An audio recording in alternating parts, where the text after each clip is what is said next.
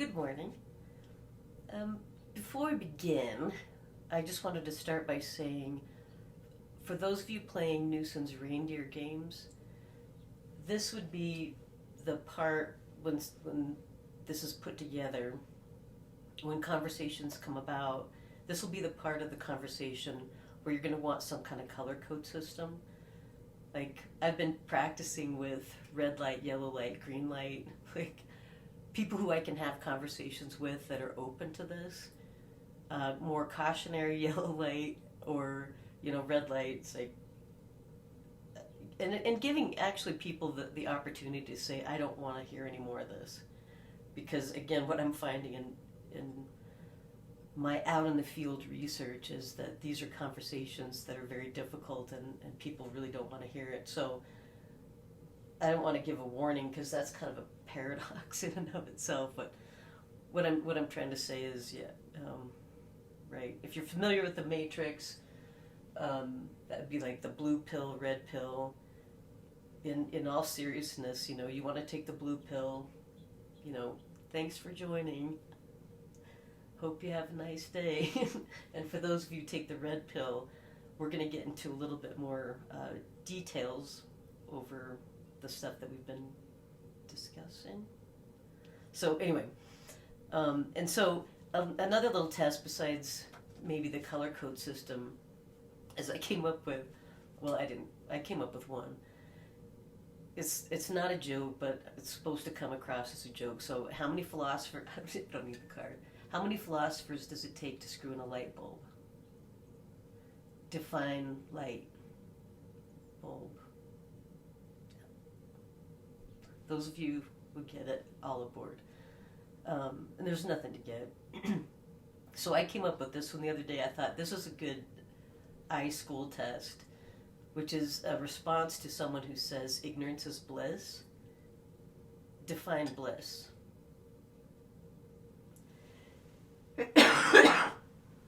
So if you kind of get the thought, the beginning of that thought process, again, that's what we're talking about. So we started it at 0. We'll come back to full circle on that one. And then I told you that I'm using the scientific method to conduct my own research and education. And I just started with a very simple question, which is, what is the purpose of education? That led me to NAEP, or the National Assessment for Educational Progress, the National Report Card, and their matrix. And their matrix looks like this here. Yeah. So we'll just, that's just kind of an outline of the beginning of my research on this, on the report card. And I'm very interested in this because what they recommend, again, excuse me, becomes standardized testing for use statewide as the process goes. So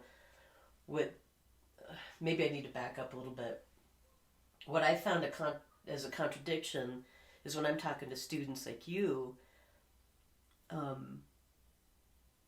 I hear, what are some of the issues in education and what is essential? Define essential. So what's essential? Consistency, health, safety, and security. That's at the center. Freedom just to learn. My favorite word is reverence. The time to learn it. Emotional support, financial support. And my favorite is, I've been talking to, just casually, like I was talking to a 5th grader, and he was so sweet. He just said, I don't like school because I have all these projects to work on, but I just want to learn science. And another point I wanted to make about to be listened to, what I've noticed for you students as I'm trying to represent for you, is adults speak for you all the time. When I talk to a 5th grader, an 8th grader, even high school students, I will ask a direct question because that's my interest. Is you're right in the middle of education. Inevitably, a parent will interrupt you and tell you tell me what your answer is instead of trusting you. I don't know if I'm explaining this right, but I just think that's as essential as just to hear what you have to say. And I can relate because I'm getting frustrated trying to talk to people. Hence the iSchool project. This is my project. So what we have is this contradiction as to the definition of essential.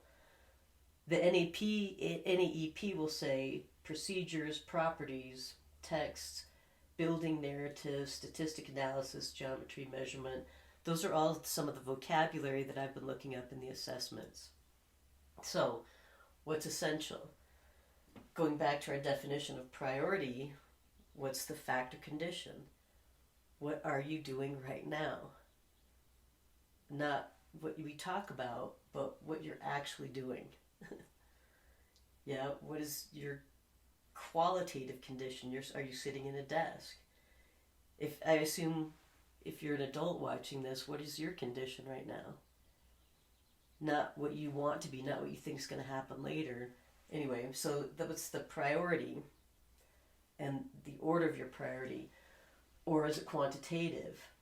Yeah, the definition is what is the onward destination.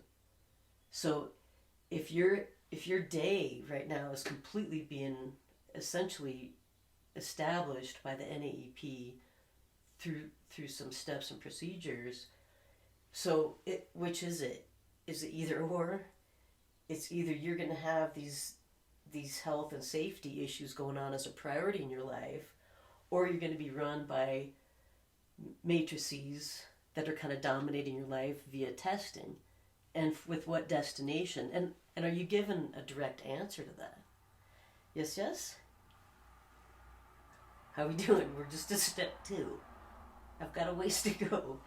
And the word integral is essential. Which is it? I feel like you students are being pulled in 2 completely opposite directions.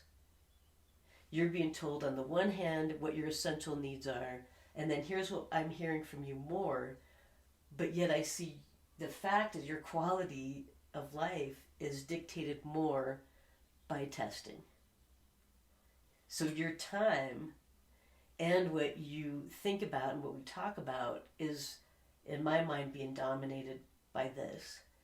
And again, we don't really have an answer to what progress is that, and how that differs so vastly from a priority, which I consider you students, which I feel like you're being neglected in this as an independent variable and dependent variable. Well, you're not any kind of variable to me. You're just a value. Anyway, we don't have to get all mushy on it right now. So, okay. So we had first semester, which is our 10.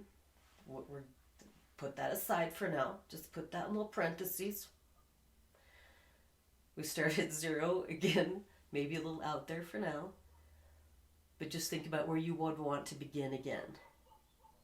And then I asked one question, and that led me to 2 completely different answers as an essentially way to live. Is it going to be more on the lines of safety and security, or statistics as defense for a nation? And in defense of the nation, what I mean by that is to defend national values.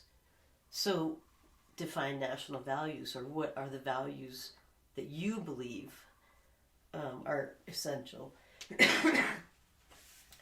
And so I have a prediction at this point, which is if you were to pose this to someone, and because I'm posing this as either or, and I'm going to predict that somebody's going to use a phrase like, those don't necessarily have to be mutually exclusive. I have a couple problems with that. 1, it's predictable. 2, it's kind of an easy answer. And it also, think about what happens in the direction of that conversation. It still ultimately defends this part of it, even though I see more suffering, more kids suffering out there. But by saying they don't have to be mutually exclusive, well, they are. I think the fact and condition are we're seeing a lot of sadness, correct? And a lot of working for progress and taking up a lot of time. I don't know if this is a paradox or contradiction, but if somebody were to say, well, I just picked two values that somebody might lean to, which is, well, my value is a core value is freedom. Okay, is that your fact or condition right now? Do you have time to have this discussion? Or are you otherwise occupied? The other one is happiness, the pursuit of happiness. We want happiness. How's that working for us?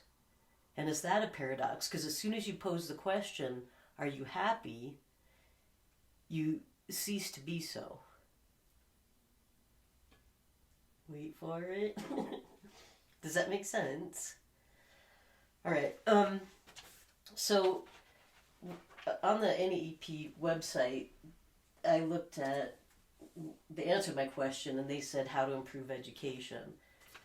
And these are quotes from the video that I think I included in my PowerPoint. But I just have to explain this on my own. It's just the human touch, right? The video, the quotes that I thought were interesting in discussions about education are heart-wrenching, catastrophic, game-changing, and horrific. First of all, let's just talk about, out of those, one of those things, do they not look like the other? Heart-wrenching, catastrophic, horrific. I would categorize those, and then game-changing to me sounds a little separate, but we'll get into that later, or we can get into that now. The other quote was, "We are on the cusp of losing an entire generation of children." Now, these are quotes from the NAEP in regards to issues within education. This was 4 months ago. And believe me, not too many people have watched it. I've watched it a couple times, but I'd say less than a couple hundred in the last 4 months have watched this. And the reason why I bring this up is because, again, these board meetings, what they're having these side really boring discussions, maybe to the rest of us, but what they're doing is making these propositions that are increasing the amount of testing that is happening right now for the year 2020. They're planning 2024 and 2027. Yeah. So when they use these words, and I say they, and again, I'm not going to get into the gospel. That's not my issue. I'm sure they have good intentions. That's just their thing. But the board is who I'm talking about. When I see the words heart-wrenching, catastrophic, and horrific, I'm thinking of you students. These quotes came in response to the 4th grade math assessments went down during COVID. And so that has become a justification, logically, to again increase the testing. And going back to my own little crazy matrix here, and the reason why that's important is because there's a lot of money and power behind having this follow through.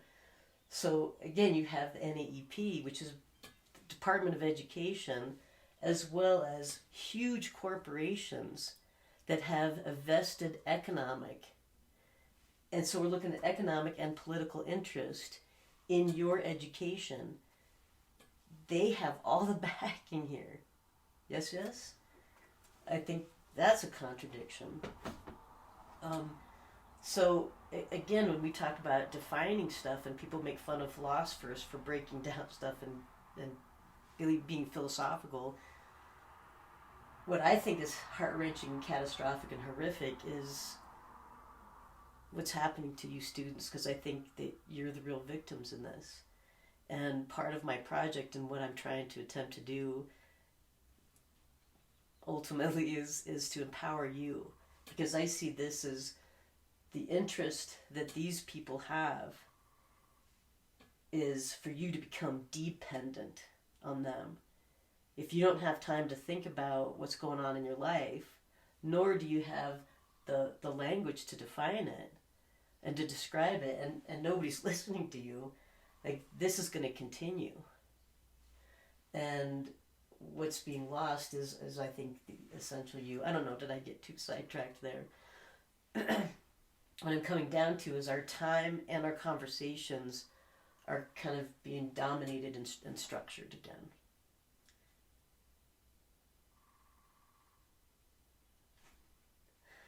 Oh, good time to end, maybe. So, step 2, I think I'm ready to move on to step 3. So, ciao for now.